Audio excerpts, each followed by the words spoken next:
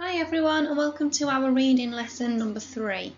So this is our final reading lesson for this week and we're going to finish up the story of The Magic Paintbrush by Julia Donaldson. So last lesson you were listening to the story of The Magic Paintbrush and you were having to think about the questions down the right hand side.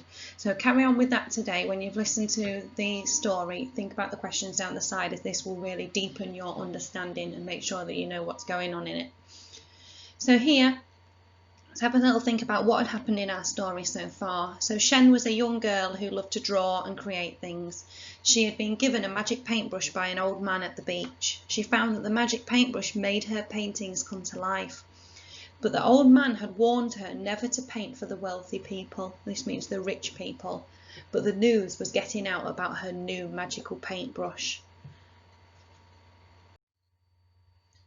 The news spreads over fields of rice and over desert sands, until at last inside Shen's house the powerful emperor stands. "I order you to paint a tree and make it very big. Instead of leaves, paint golden coins, 100 on each twig."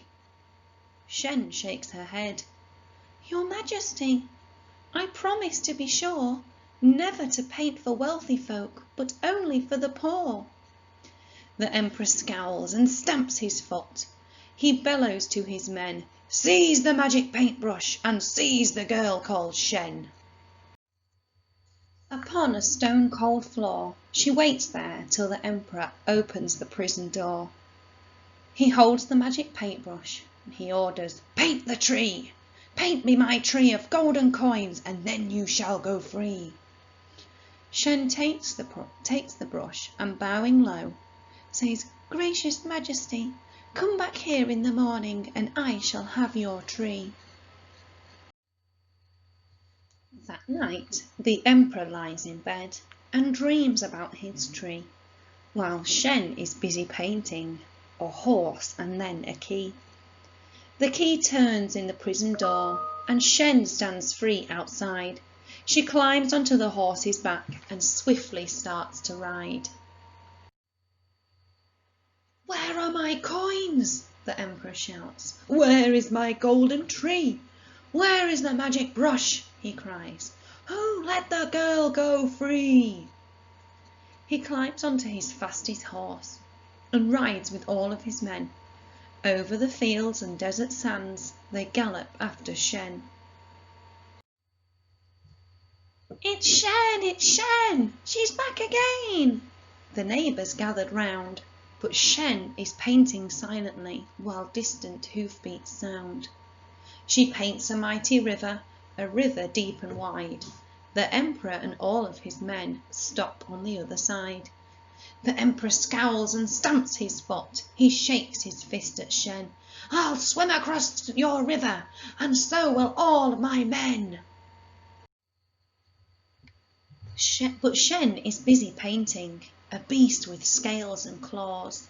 Its scarlet wings are open and flames curl from its jaws.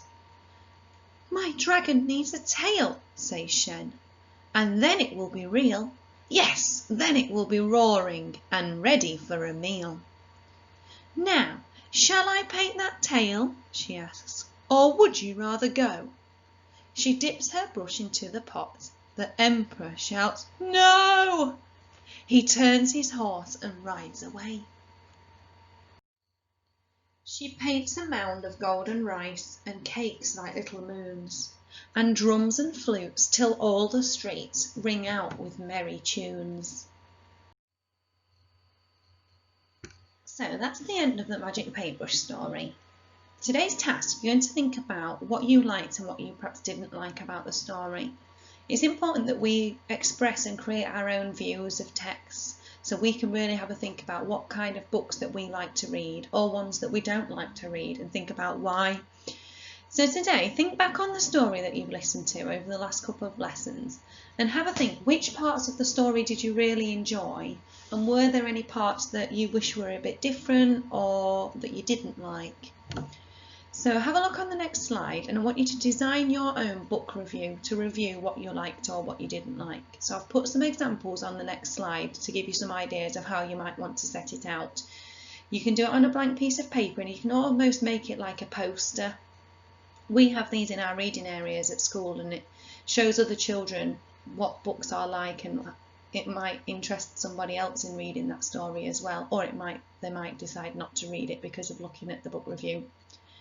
So for example, you might write on it how, I really liked how Julia Donaldson described the great dragon that Shen drew. It was amazing, and she used the word scarlet to describe its red wings.